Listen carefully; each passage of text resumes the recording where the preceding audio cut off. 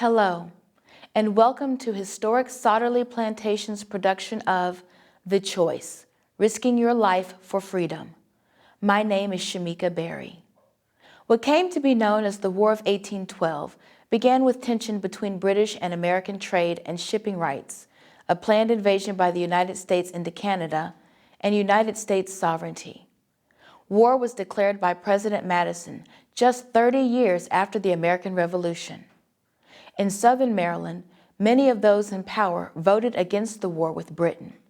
They argued that trade and commerce would be disrupted, and the United States' meager forces could not protect the Chesapeake and the Tidewater region from the powerful and experienced British naval and land forces. By 1813, the British blockaded the Chesapeake Bay. Over the next 2 years, the British made their way up and down the Patuxent River, burning crops and tobacco, commandeering provisions, and taking livestock. Many farms and homes were burned.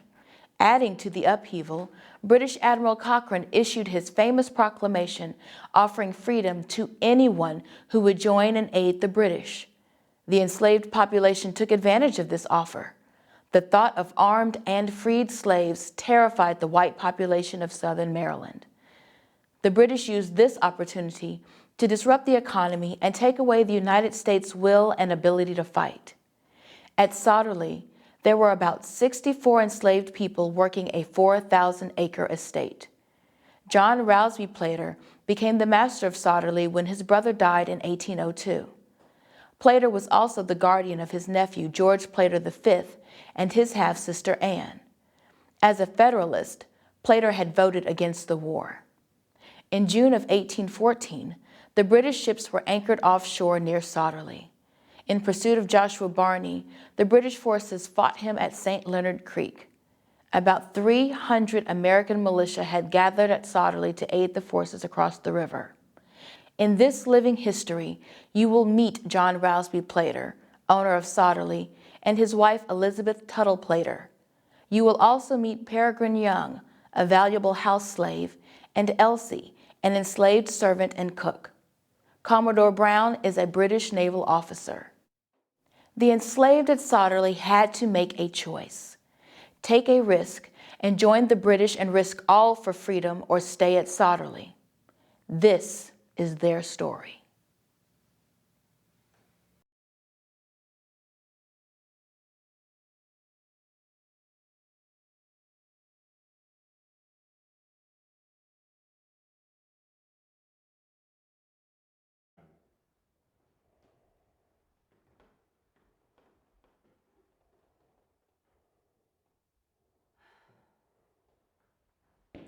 Elizabeth, Elizabeth, where did you get off to?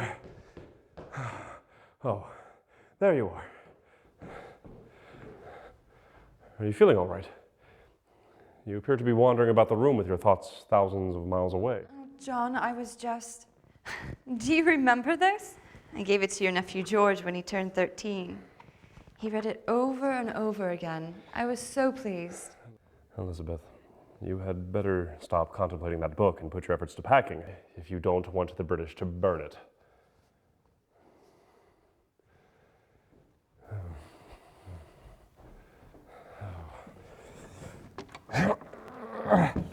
Where is Peregrine? Did you find him yet? Was he tending to the livestock? Is he with the other slaves? No, he wasn't with the others, nor tending to the livestock. No one seems to know what's happened to him. No one? I find that difficult to believe. He's been gone for 2 days now. I could really use his help clearing the house. The British are right out there in the river, and they could come in at any time. And they are going to come ashore soon. I sent Elsie down to the quarter to look for him. Maybe he's sick. Many of the other servants are sick with the country fever right now. And I've seen some of them too, John. They're not pretending either. Peregrine was never one to pretend to be ill. You don't suppose he's run off, do you? Yes. I had thought of that. To the British. I can't imagine him running off, though. He's headstrong, but he's not foolish. He knows he has it well here, and he has his family. If only Cochrane would not have issued that proclamation. The one freeing the slave? That one, the one that says a slave can have freedom if he immigrates to the British. No. No, Peregrine would never do such a thing. He's far too loyal to us here at Sotterley. He spent his entire life here. Why would he leave now? What could he possibly gain? My thinking as well. He has his family. He wouldn't leave them behind. Maybe if he would leave, he'd take Elsie with him. She can infuriate me. Sometimes it's as though she tries to exercise dominion over me. One would have thought to see her in the fit of fury that she was in yesterday, that I was a servant and she was the mistress. They have both been growing insolent over the last several months. And if Peregrine thinks that not coming when I need him will spare him punishment, he is sorely mistaken. A good whipping is just what he needs to keep him in his place. Yes, that would help. John, is what I hear true?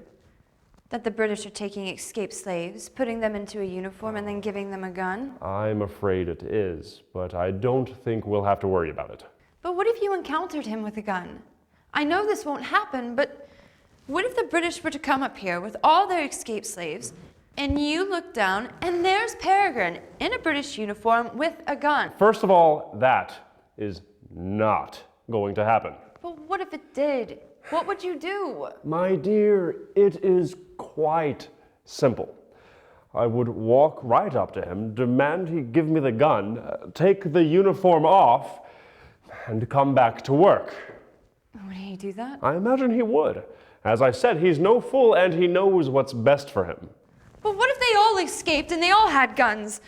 Would they attack us and take over like they did in Haiti? I have heard that from many of our friends. God willing, that is not going to happen here. John, do you think this is a wise idea? What are you talking about? Clearing the house of furnishings, hiding the slaves, removing the livestock, and you waiting here alone for the British when they come. They're going to be furious when they don't find anything. Better than if they find something than plunder and burn the house. And that's just what they've been doing the last couple of weeks. Just last week, I heard that the British and their escaped slaves landed nearby in St. Jerome's Creek. Yes. They burned a home. And Rousby, just a few days ago. The slaves who lived there came back to burn it. Don't you think I know that?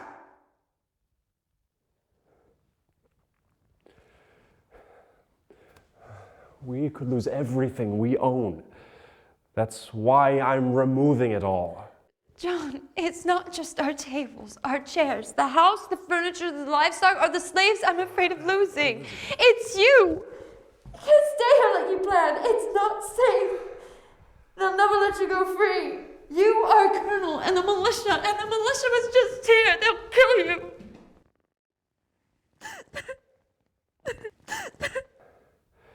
Elizabeth, they are not going to kill me. I know how to deal with them, gentleman to gentleman. I'll be fine.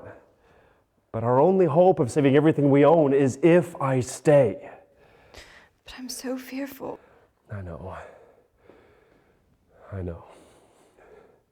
Look at me. Haven't I always known how to handle myself? Yes, but... Haven't I always been able to calm people down? Yes. That's why I'm a good politician. The British will be no worse to deal with than Senator Clay or President Madison. Just promise me that you'll be careful, that you won't take any chances. Promise me. I promise.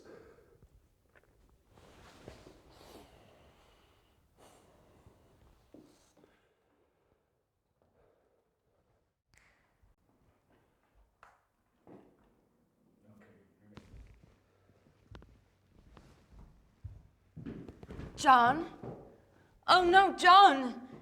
Mr. Patterson's house across the river. There's smoke coming up. It's on fire. They're burning it. They're burning it right now. All the more reason for us to redouble our efforts to vacate the house. Elizabeth, we'll have to do this without Peregrine. No. I want you to leave right John, now. no. I'll have Elsie finish packing when she gets back, with or without Peregrine. No. Now, you leave and send up some others to help pack John, and no, move this. please. Hurry!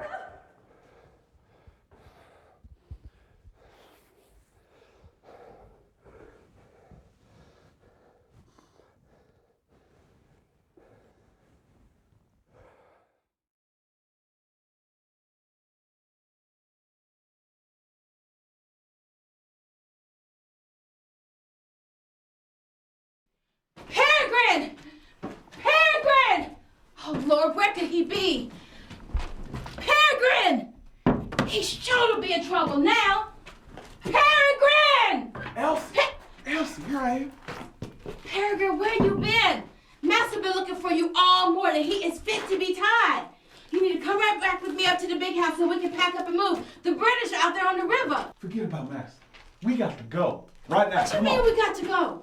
You come back with me. They sent me down here to look for you. Thought maybe you were sick or hurt or something. You come back with me now. It won't be so bad for you. Master will just send you back out to the field. Truth is, I don't mind working in the field so much. I got to work in all weather, but at least I have my evenings to myself. I ain't got to be up, do whatever Master wants, whenever Master wants it. I ain't got no time to myself up there in that big house. Always, Peregrine do this or Peregrine do that. They got no care for me. With me, then it's not going to be so bad for you. No, Come no, on. it's going to be bad this time. I'm a runaway now. You hush that talk. Now they gonna be down here soon enough looking for you, and they gonna see us both together, and then we both gonna Well, I be in ain't trouble. going back. Not me. I heard what happened to Cephas first time he run. Them hounds caught him and chewed him up something awful. And then they strapped his arms around a tree and they whipped him till his shirt and his back were just shredded up like ribbons. Then they put salt in the wounds. No, that ain't stop Cephas. That ain't stop Cephas. Next time he run again. You know what they did? They whipped him and they put one of those big spike collars around his neck. Spikes 2 feet long. You can't get close to nothing. The people, nothing. What he do that for? Why he gotta run again? The same reason we got to. I got to. For freedom, Elsie. I ain't being a slave no more. What you gonna do? Where you gonna go? I'm going to join the British. They be giving us freedom. Look, right out there. See that? All I gotta do is join up, help them fight the Americans, and I'll be free. It's like I be born again, only this time not as a slave. I heard about the British. I also heard they got patrollers running around looking for runaway slaves that they shoot them on sight. I heard tell some folks went down there, thought they was meeting up with the British and got tricked and taken right back to their masters. Well, not me. I'm meeting up with James, Joseph, and Ignatius down in the woods. We all going together. We ain't gonna get caught. We ain't gonna get caught. I heard they give you a gun? That's what I heard. That's what I hope. I carry with pleasure. I carry with pleasure. What if you go down there, meet up with the British, and then you see Massa and he tell you to come back? What you gonna do then? I'm just gonna say, I ain't no slave. I'm a free man now. And if he demand it? I just might have to shoot him. You dare not. I would if I could, that's the truth. But never mind all that, Elsie. We got to go. Come on. Peregrine, I want to, but it's not so bad for me now. I was up in the big house now, cooking and cleaning and such. Master treats me real good, and Mistress, she mostly treats me good, although she made me mad the other day talking about if she don't act right, I was gonna whoop her, though she never do.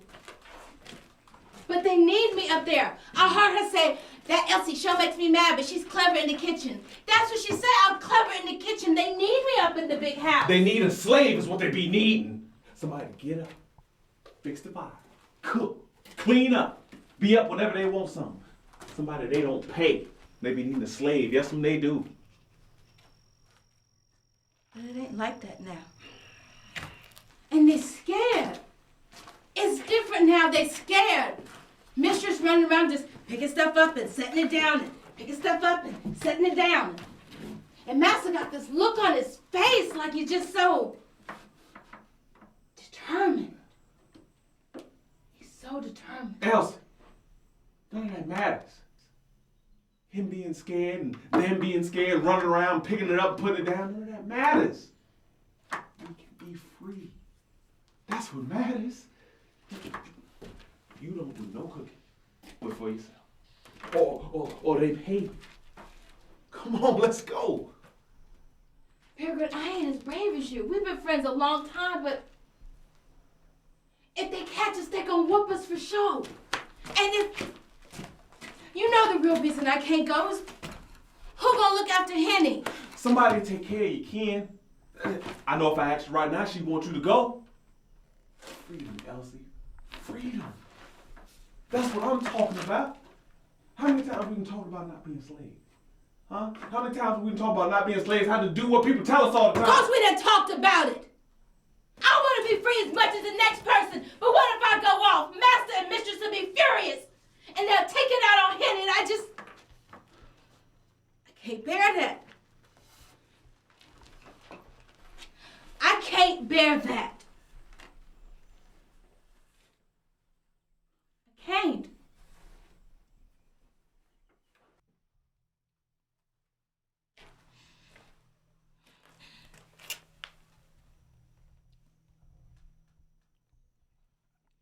I know what you mean.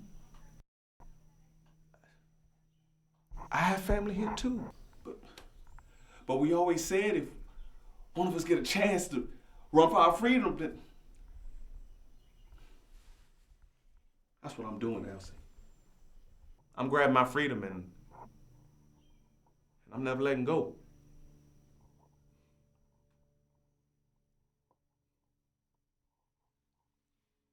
When you going? Right now. Now? I just came by to get you. Peregrine, I don't know. They're coming. What? They coming. He ain't here. Look, promise me if you get the chance, you'll run to the British. I don't know. Promise.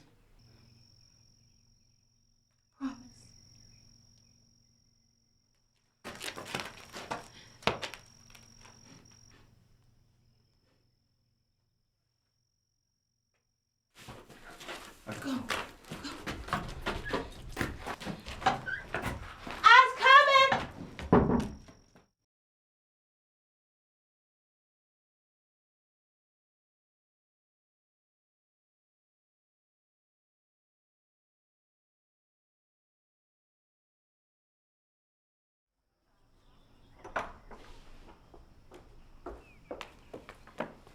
Elizabeth, are we ready? The house cleared of furnishings. All the slaves except Elsie here are accounted for. Not Peregrine, John. He's still missing.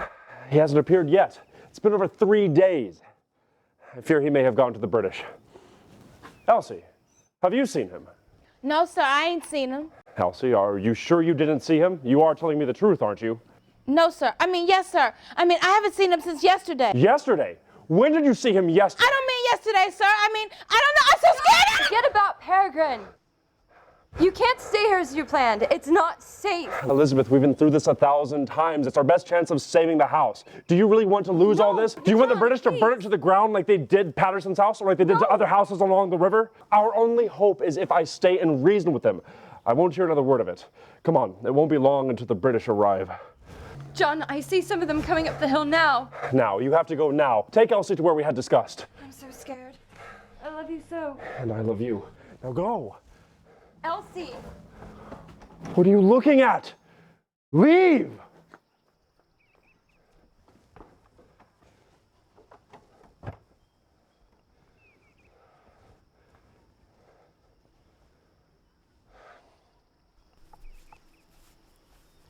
Private Young, stay here until I tell you differently. Yes, sir.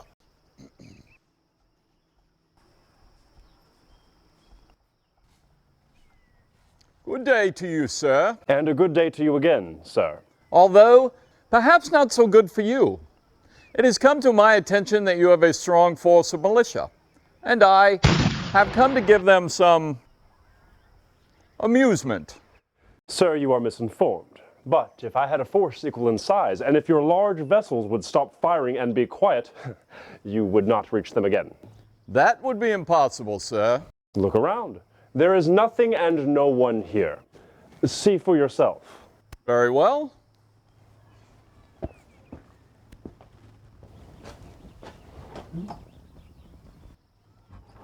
It does appear that your forces have scattered to the wind. Why, it seems that the mere sight of a British barge alone is enough to put to flight every American in the neighborhood. They are quite worthy foes, aren't they? But to business. My men, being disappointed in a fight, must have something. I shall let them take your poultry and livestock. You would plunder my livestock. I thought you were better than that. Perhaps on a good day we are, but today is not such a day. I shall pay you for your poultry. You shall get none from me, sir. If you can just give me an idea of the value. I think not. What would public opinion of me become? I shall not acquire the character of a traitor. I shall leave the money in the house. Lieutenant, round up the poultry and take the fowl to the ship. Post guards at all the doors. I want nothing taken. Colonel, I see that you've removed all of your furniture. I see no signs of your servants, nor your wife. This is unnecessary. We're all gentlemen here. Gentlemen? Hardly. I've seen what you did to my neighbors. Houses burned to the ground with their barns, crops and tobacco taken, or if not needed, destroyed. You bombarded my grounds this morning. Do I not see hundreds of Marines and colonial Marines, our former slaves, down in the woods? Such a system of warfare is unworthy of an enlightened nation. Gentlemen, I think that that term does not apply. Sir, my orders are to capture, sink, burn, and destroy. And on those grounds I've acted. Colonel, you and your family need not be under the least alarm. Nothing will be damaged unless you're housing militia. In such case, the consequences must be borne. It is improper, sir, to take our slaves. To put arms in their hands is even more so. Who started the war? Surely you have heard Admiral Cochrane's proclamation, in which the British Navy offers freedom to the enslaved peoples of America in exchange for service in His Majesty's colonial Marines or being sent to possessions in Nova Scotia or the West Indies. Quite a noble position, wouldn't you agree? As for the weapons, we'd be foolish not to put arms in the hands of our trained soldiers in the Marines. Peregrine, come here at once. Come here, and there shall be no punishment. Yes, sir. Soldier, stay where you are. You are a British citizen and a colonial Marine. You are no longer this man's property. You are no longer a slave. Don't listen to him, Peregrine. This is your home. All your friends and family are here. You know your place. Come home at once. No, sir. I ain't no slave. I'm a free man now. Soldier, return to your post. Yes, sir. Colonel Plater, I must be going. I thank you for your hospitality. Will you walk to the boats? As your prisoner, I must go where you invite me. No, sir. You are free to do as you please. No harm shall come to your house, your furniture, or your family, unless your house is made a military post. Good day to you.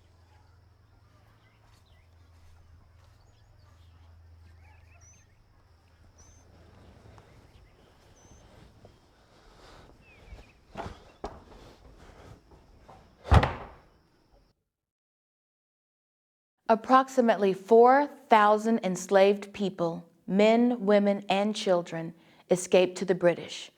Many were taken to Halifax, Nova Scotia. Some then immigrated to Trinidad. Some perished on board British ships. Life was not easy for those who made it to freedom. Many would face racism, resentment, and hardships along with their newfound freedom. At Sotterley, 49 enslaved people would go to the British. Plater would lose most of his labor force. By 1822, George Plater V would sell Sotterley. As for those that risked their life for freedom at Sotterley, Henny would escape in July 1814. Elsie did not run, but stayed at Sotterley. She was still at Sotterley when the property was sold in 1822. After escaping to the British, Joseph Wood and James Bowie enlisted with the Colonial Marines. They survived the war and settled in Trinidad. Peregrine Young enlisted with the Colonial Marines on June 12, 1814, while he was on board the HMS Loire. 2 months later, August 11, 1814, Peregrine is listed as dead on board the HMS Albion. Peregrine Young and his relative Crowley Young were the only Sotterley refugees to die in service to the British. In 1822, John Rowsby Plater received reparations from the British for his lost property, his 49 slaves who escaped in 1814. Thank you for joining us.